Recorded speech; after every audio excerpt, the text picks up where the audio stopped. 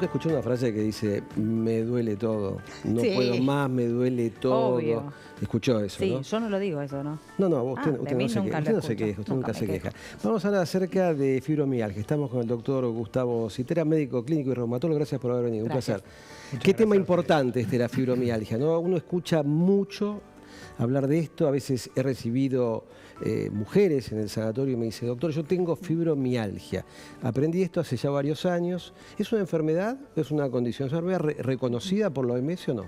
Sí, es reconocida, hoy en día es reconocida como una enfermedad, pero ha pasado, digamos, por distintos consideraciones. En algún momento se le hablaba de reumatismo psicogénico, que estaban locos. Ah, eso, claro, decían. Era una forma correcta de decirle estás hoy en en día tomate. está estructurada, tenemos criterios de clasificación, hay estudios de investigación hechos sobre todo con medicaciones, etcétera, para el tratamiento. Es una enfermedad hecha y derecha. Mirá. ¿Cuál es el dolor más frecuente? ¿Y en el hombre o en la mujer? Mira, recién Guille lo definió perfecto, me duele todo. O sea, este es un trastorno musculoesquelético, así decimos, o sea, un dolor generalizado de los músculos y de las articulaciones y los tendones en todo el cuerpo. A ver, yo me imagino que hoy se sabe que tiene nombre y apellido, pero hace tiempo venían estas personas con dolor de cuerpo. ¿Y qué se hacía? Le daban un analgésico y los mandaban a la casa. Sí. O decía, usted tiene una gripe. Sí. ¿No? Era eso, sí, y hoy también, un peregrinar por consultorios. Sí, exactamente, bueno, eso es una de las cosas. ¿Sigue existiendo eso? Sigue existiendo, o sea, hoy es muy frecuente que las pacientes, o sea, cuando vos ves entrar a una paciente al consultorio con una bolsa así llena de estudios, lo más probable es que sea una fibromialgia, porque le hacen tomografía, resonancia, centellograma, todos los análisis que se te ocurran, porque obviamente son todos negativos, o sea, no hay ningún trastorno, ninguna alteración que vos puedas detectar en ninguno de los estudios complementarios. ¿Y cuál es la edad de aparición de esta patología? En general son mujeres, o sea, es mucho más prevalente en mujeres, casi 8-1. 8-1 es un montón. distinto, Sí. muy diferente. Y jóvenes, mujeres en etapa productiva de la vida, o sea que también ocasiona un impacto, digamos, importante desde el punto de vista socioeconómico ¿Y esto y laboral. comienza de manera insidiosa o comienza de manera súbita? En general es bastante súbita, o sea, muchas veces es gatillado por algún estrés mayor, ¿sí? ¿Viste? Estrés mayores, hablamos de divorcios, accidentes, muerte de un familiar, mudanzas, eso, estrés mayores en general gatillan esto y muchas veces empieza así bruscamente. O sea, me desperté y me duele todo, de los pies a la cabeza.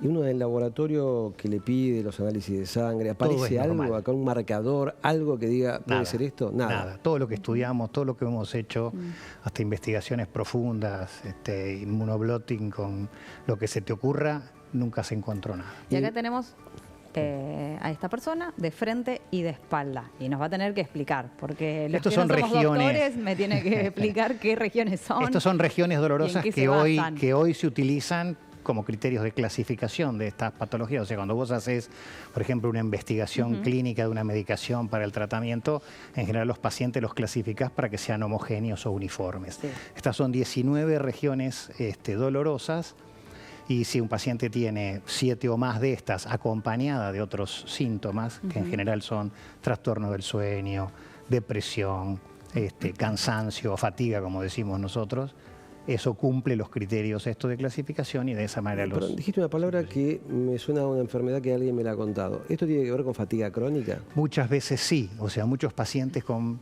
fatiga crónica tienen síntomas fibromiálgicos y muchas veces cuando investigamos a pacientes con fibromialgia tienen características de fatiga crónica, pueden tener febrícula y otros síntomas. ¿Y la depresión tiene que ver como causa de esta enfermedad? O sea, ¿es causalidad? Bueno, no sabemos si el huevo o la gallina, en este caso no lo sabemos, pero es, digamos, uno de los síntomas acompañantes muy frecuentes. Claro, pues imagino que una persona que tiene esta condición le cuesta ir a trabajar.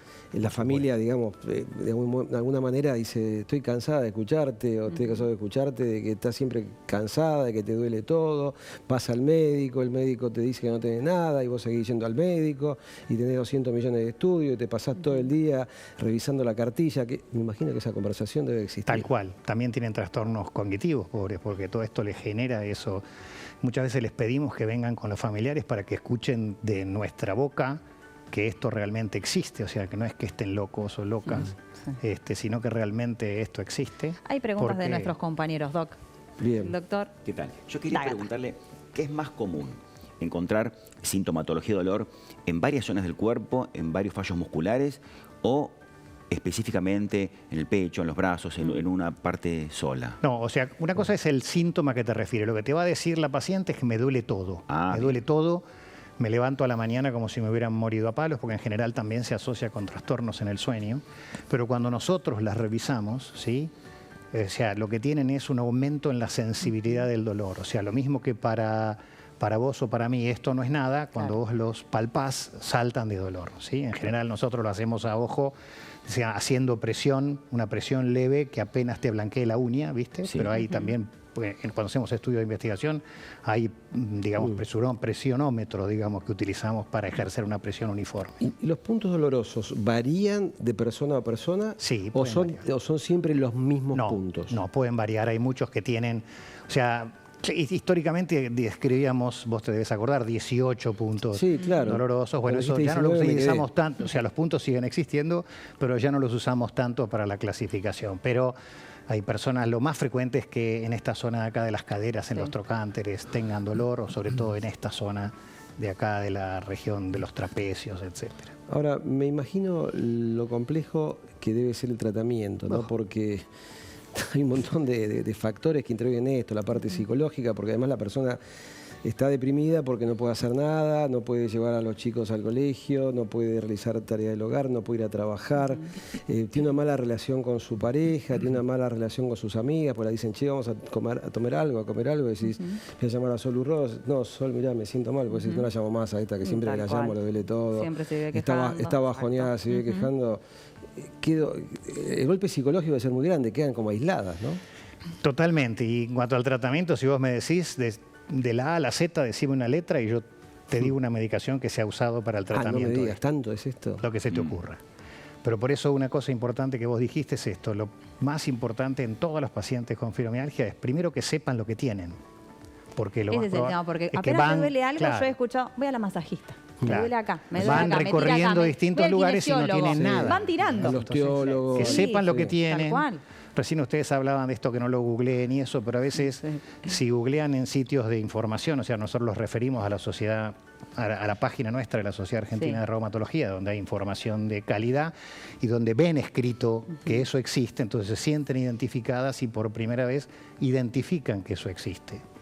Y después tratamos siempre de empezar con las cosas inocuas, digamos, que descanse bien y que haga actividad física. O sea, ninguna fibromialgia se va a mejorar del todo si no hace actividad física y si no descansa bien. Y tercero, psicólogo, siempre. Exactamente. Sí. Y después, bueno, o sea, obviamente que nosotros no lo podemos mandar, podemos inducirlos y todo eso, y si tienen ganas, que vayan. Vamos a la medicación y después quiero preguntarte por algo muy particular. Medicación, ¿por dónde arrancamos acá? Bueno, por eso te digo, una de las medicaciones, por ejemplo, que muchas veces usamos para mejorar la calidad del sueño, o sea, es que estas pacientes tienen acortada la fase 4 del sueño, o sea, la fase de sueño profundo. Muchas veces utilizamos melatonina, hemos hecho estudios que tienen bajos niveles de melatonina en estos pacientes, que es, como ustedes saben, una medicación de venta libre e inocua y les mejora la calidad del sueño y muchas veces con eso mejora. Si no, después usamos analgésicos comunes, paracetamol, por ejemplo, y si no, comenzamos a utilizar medicaciones que ya sean o bien para el dolor de tipo neuropático, como dicen, como por ejemplo pregabalina, pero obviamente todas tienen su efecto adverso. Eventos adversos. Y si no, antidepresivos tricíclicos, que viste en esto siempre hay bastante demostración que estos pacientes tienen alteraciones en varios de los neurotransmisores, entonces utilizamos inhibidores de la recaptación de serotonina, etc. ¿Esta enfermedad empieza y termina o empieza y no termina más? No, va a vivir con esa persona toda la vida y es muy frecuente la fluctuación dependiendo de los estados de ánimo. O sea, una paciente puede haber logrado controlar esto, pero se pelea con el jefe en el trabajo, con el marido, todo eso, y al otro día, y eso se los avisamos. O sea, vos tenés que saber que si tenés una situación de estrés, lo más probable, y los pacientes a veces entienden eso y dicen, uy, mañana me va a doler todo. Entonces ya están preparados para eso. Ahora, si uno analiza la parte dolorosa, imaginemos, no sé, debe haber estudios, ¿no?, donde puede sacar una muestra, quizás en una necropsia. ¿Hay alguna alteración del tejido? No. Nada, no hay ningún... Nada, o sea, hay estudios, hay biopsias de músculo de estos pacientes que son completamente normales, anatómicamente normales. Hay alguna evidencia que la capacidad de captación del fósforo por el músculo, etcétera, puede ser menor, pero nada trascendente. Nosotros a veces pensamos muy como médicos, pero hay otras terapias que quizás puedan servir y ser útiles. El yoga, por ejemplo, acá. Toda la actividad física es buena, o sea, lo que nosotros les indicamos es que hagan ejercicios aeróbicos sin impacto y sobre todo ejercicios de elongación. El yoga a muchísimos les hace bien, el tai chi les hace muy bien, viste que es muy relajante y después el ejercicio que quieran, o sea, si les gusta hacer ejercicio con aparatos o ejercicio de stretching, etcétera, también es bueno. ¿Hay algún estudio que hable de, vas a decir, este tipo se fue al diablo, pero de divorcios? Sí, claro. Hay, por eso te digo, uno Separación de los gatillos es, por ejemplo, un divorcio. Yo creo que algunas de las cosas más estresantes son, bueno, el divorcio, el fallecimiento de algún familiar y las mudanzas. No, La mudanza y los mudanza. accidentes de tránsito son las otras cosas que vemos en general como precedentes de todo esto. En realidad yo quería preguntarte si al tener una persona que está siempre dolorida, eso no genera una situación de conflicto de pareja. La verdad que no te puedo decir sería si interesante está bien estudiarlo porque, eso. por ejemplo, en psoriasis, vos sabés de esto, hay estudios. Sí. Hay estudios digamos, de parejas, qué pasa, y esto es una situación bastante compleja. Imaginemos que una persona joven está con fibromialgia, está dolorida, la relación de pareja se deteriora en algún momento, porque imagino la sexualidad se deteriora también. Mira, estoy seguro que sí, porque en todas nuestras enfermedades reumáticas, que como sabes son crónicas, el entorno familiar es muy importante. Y en general, en aquellos que muchas veces no andan bien, es por problemas en el entorno familiar. Si tienen una familia continente, es mucho mejor, digamos, la evolución y la adaptación al tratamiento que si no la tienen. Vos que estás en esto y sos médico, todavía hay médicos que dicen que esto no existe, que esto es un acting. Mira, una cosa que siempre decimos es que nosotros creamos al monstruo, o sea, nosotros lo hicimos esto, le inventamos los puntos, le pusimos esto, seguimos investigando, ahora no tenemos que hacer cargo del monstruo, o sea, esto es una entidad, esto existe y hay que explicarle a las pacientes que podemos llevarla bien en conjunto, digamos, o sea, ninguna fibromialgia se mejora si el paciente no colabora en ese tratamiento, si no es parte integral del tratamiento. ¿Y la prevalencia de esta enfermedad? Altísima. ¿Alta? Entre 3 y 6%. O sea, nosotros no tenemos estudios aquí, ¿no? 3 y 6% es una barbaridad. Por eso digo, mira, tenemos estudios de prevalencia en artritis reumatoidea, como sabes, como enfermedad emblemática nuestra, que es del 1%. O sea que esto es casi 3 a 6 veces más frecuente que la artritis reumatoide. ¿Y va creciendo esto? ¿O no, se mesetado? mantuvo más o menos estable en los estudios que hay de prevalencia en Estados Unidos. Me dejas sorprendido. Bueno, gracias. Te invitamos a sentarte. Muchas gracias. Muchísimas gracias. Bueno, Solcito. Otro de los temas que tenemos para tocar en este programa es el cáncer de esófago. Sí, comentábamos al inicio del programa que el Flaco Traverso, contó él que tuvo un cáncer de esófago, lamentablemente falleció, y también el expresidente de Uruguay, José Mujica. Estamos acá con el doctor Juan O'Connor, que sos médico clínico, oncólogo, y además sos el jefe de la sección de tumores gastrointestinales del Instituto Alexander Fleming, al igual que la doctora Fabiana, son compañeros, compañeros de trabajo. Bueno, contanos un poco acerca del cáncer de esófago, si es un cáncer frecuente o estamos escuchando algo más ahora que antes. Bueno, mira, la verdad es que el esófago, por ahí quizás para explicar, no todo el mundo lo sabe, es ese tubo muscular, ¿no?, que conecta justamente parte del tracto superior con el estómago, que es un órgano de tránsito, digamos, ¿no? Entonces es como que habitualmente uno no lo tiene en cuenta porque no nos trae ningún tipo de síntoma o de alteración, hasta que empieza quizás el problema más importante, que tiene que ver con algún signo de stop o con alguna molestia para poder tragar, que es lo que nos pone en un posible diagnóstico. No es una de las patologías más frecuentes en nuestro país. Lo que sería equivalente para nosotros con una alta frecuencia es el cáncer colorectal, pero esto está dentro de los tumores, obviamente el tubo digestivo, con alguna tendencia inclusive, como vemos últimamente, a mayor incidencia en pacientes jóvenes, ¿no? Tiene sus factores de riesgo, es una enfermedad que no está en el top 10 de cuando uno piensa en incidencia o mortalidad, pero es una patología que empezamos a ver más frecuentemente. Más o menos unos 3.000 nuevos casos por año. Aproximadamente. A veces puede haber alguna divergencia porque vas a ver que si vos mirás cáncer gástrico es el doble. Y justo hay una zona ahí de unión del esófago-estómago que no sabemos terreno de quién es, entonces se superponen un poquito cuando uno mira los números, ¿no? Pero claramente gástrico es más frecuente que cáncer de esófago. ¿A qué edad vos viste la persona más joven con cáncer esofágico? Mira, menos de 40 años, 35, 36 años es de los que recuerdo ahora. Pero hemos visto, por ejemplo, para que te des una idea, colorectal, menos de 20 años. ¿Menos de 20 años? Sin que sea con un riesgo heredofamiliar, ¿no? Claro. Porque ahí sería un cáncer heredofamiliar. Entonces, puede existir un sesgo de esto, de la especialidad, ¿no? Que uno ve justamente, trabaja solamente en el área de oncología, específicamente en mi caso en tumores digestivos, pero sí tenemos la percepción, he hablado con muchos colegas, de que en los centros de mayor volumen vemos pacientes más jóvenes. Claro, justo hablábamos de dos personas famosas, adultos mayores y hombres. Claro. Pero esta enfermedad, este cáncer, es más frecuente en los hombres, en las mujeres. Bueno, hablábamos de gente joven también, pero ¿dónde empieza la alarma? ¿A partir también de los 50? En general, la prevalencia, siempre comentamos, ¿no? La edad es un factor no modificable, lamentablemente. Entonces empiezan a pasar más cosas y dentro de esto la patología oncológica está dentro de las enfermedades que se hacen más frecuentes, pero generalmente a partir de los 50 años. Acá tiene que ver un poquito el tema de los factores de riesgo, ¿no? Como en cualquier otra patología oncológica o neoplásica, y tiene un rol muy importante algunos de los factores que sí son modificables, y ahí está el rol muchas veces. ¿Y esos cuáles serían? ¿Cuál? Bueno, tabaquismo y alcoholismo están a la cabeza, pensando ahora en esófago específicamente. Hay algunas otras condiciones que son similares a otros modelos tumorales, como puede ser obesidad, sedentarismo, la falta de actividad física. Hay algunos factores que pueden predisponer, como es algún cambio en la mucosa del esófago, que puede predisponer, como se llama esófago de Barrett, por nombre técnico, claro. Por el reflujo. Entonces, ese reflujo genera una inflamación crónica que con el tiempo uno sabe que es un factor de riesgo, entonces tienen un monitoreo especial.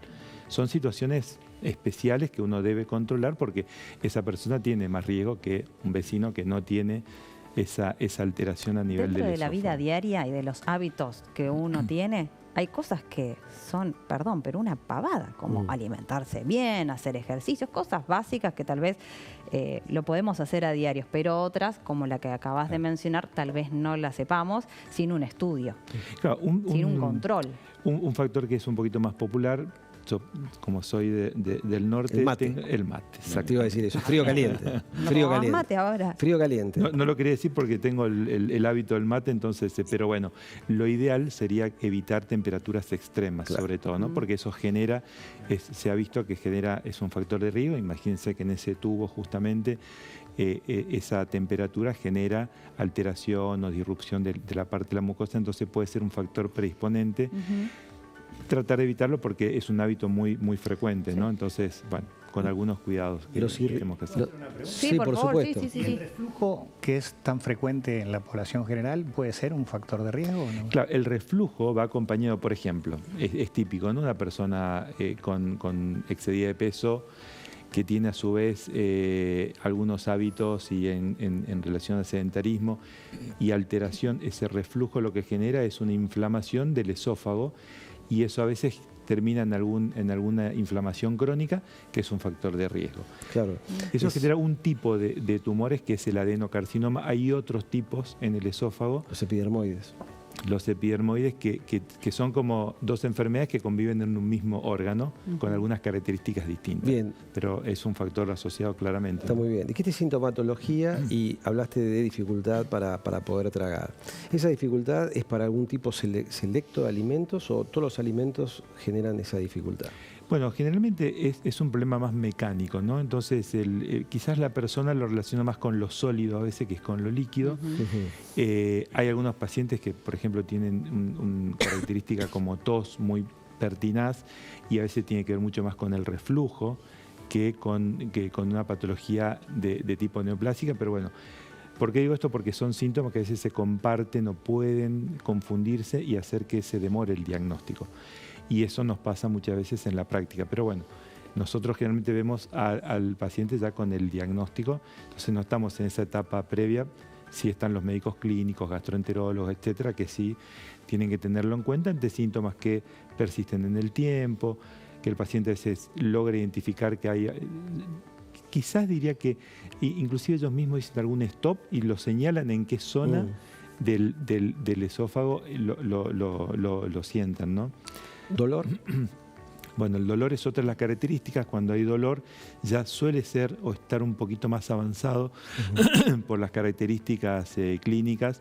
Esos pacientes, ese mismo dolor que les genera la ingesta hace que empiecen a perder de peso. Entonces, una pérdida de peso involuntaria también debe ponernos en perspectiva de algún tipo de problema o trastorno a nivel del esófago, ¿no? ¿Hay stops que generen que la persona tenga que vomitar o regurgitar? No es tan frecuente. Lo que sucede es que la misma persona empieza a disminuir la ingesta, empieza a cambiar, por ejemplo, evita lo sólido, empieza con semisólido.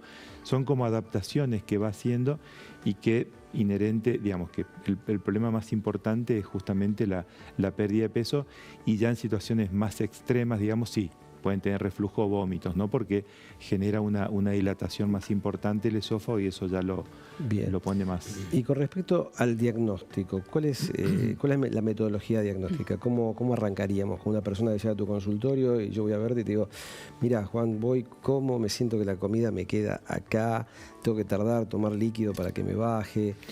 Bueno, generalmente nosotros analizamos un poquito la situación clínica, ¿no? El contexto, los factores de riesgo posible que pueda tener esa persona, cuánto tiempo de evolución lleva. Algo que los médicos creo que por ahí hacemos un poquito menos por todo lo que implica la asistencia y la terapia asistencial, es el tema de la anamnesis, ¿no? Esto de sentarse e interrogarlo. Todos sabemos que un buen interrogatorio ya nos pone en el 90% de los casos en el diagnóstico. Pero a eso se acompaña un estudio que es la endoscopía, ¿no? Claro. ¿Y ahí sale enseguida? ¿En la primera endoscopía? ¿O puede fallar y hay que seguir haciendo diferentes La endoscopía estudios? debería darnos el diagnóstico. A veces puede haber un problema cuando hay una estenosis, porque la endoscopio llega hasta esa zona, no lo puede franquear y a veces es difícil, no hay una zona donde tomar una biopsia. Puede haber en algunos casos alguna dificultad diagnóstica, pero en general el estudio más importante ahí es la videoendoscopía digestiva alta, que es la que nos va a mostrar esa estenosis, esa estrechez, qué característica tiene la mucosa a nivel de la luz del órgano, de ese tubo. ¿Cuánto tardan ustedes en llevar el resultado después al paciente y decirle que finalmente tiene cáncer? Y bueno, depende del patólogo. Claro, no, y depende del acceso, ¿no? No nos olvidemos, claro. A veces yo trabajo en una institución privada, pero bueno, el acceso... Y la verdad que bueno, es un tema mucho más amplio, ¿no? Pero es importante porque no debería haber demora. Claro. Porque justamente eso implica mayor deterioro del paciente, la angustia y la ansiedad que genera un diagnóstico de este tipo. Yo creo que es un tema importante. La realidad es que en algunos casos puede llevar 2 o 3 meses tener ese diagnóstico. Tremendo. Imagínense en esta situación, ¿no? Me imagino que las terapias dependerán del estadio, ¿no? Cuanto más precoz es el estadio, digamos, más posibilidades de recuperación tiene el paciente.